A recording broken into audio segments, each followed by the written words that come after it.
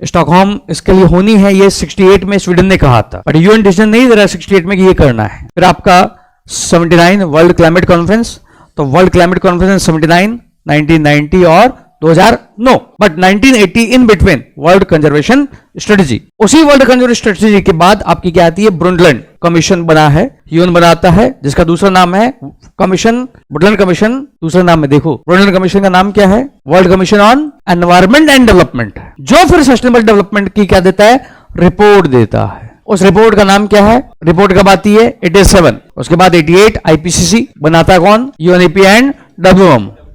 इसकी आज तक जो है असेसमेंट रिपोर्ट कितनी आ चुकी है, 6। लेटेस्ट कब आई थी, 22-23।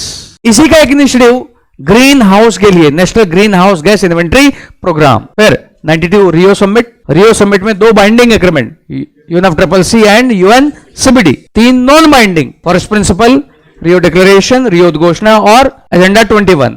एक और commission, commission on sustainable development. फिर आपका 94 यूएनएफसीसीसी क्या होता है, लागू होता है।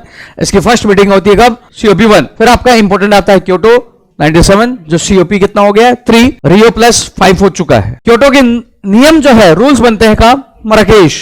फिर आपका दिल्ली डिक्लेरेशन होता है, जहां टेक्नोलॉजी ट्रांसफर, तकनीकी हस्तांतरण के लिए डिसीजन लिया जाता है। फिर आपका 2005 क्योटो क्या होता है, एनफोर्स होता है। और फिर आपका 2007 में क्या आता है, बाली रोड मैप आता है। फिर 2008 में यूएनआरईडी आता है। 2009 में कोपेनहेगन आता है, जहां पर हम कहते हैं कि ग्रीन हाउस गैस क्या है, फंडिंग बनना चाहिए, बट एक्चुअली बनता कब है, 10 में। फिर यहां पर आपका आता है कौन, डरबन प्लेटफॉर्म फॉर एक्शन।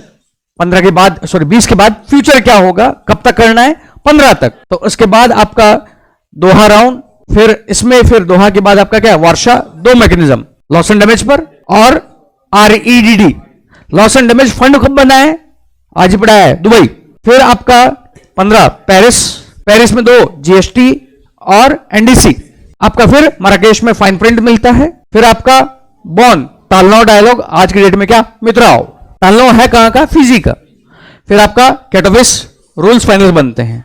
फिर आपका मैड्रिड, फिर आपका ग्लासगो, फिर आपका शर्म अल शेख, फिर आपका दुबई एंड फिर आपका बाकू और बेलम। यहीं पर हो जाएगा क्या, शर्म अल शेख के बाद दुबई, दुबई के बाद बाकू, बाकू के बाद अब तुम्हारा 10 मिनट तक होमवर्क है, पूरी टेबल उतारनी है, जो वर्ड्स है उसको फिल करना है।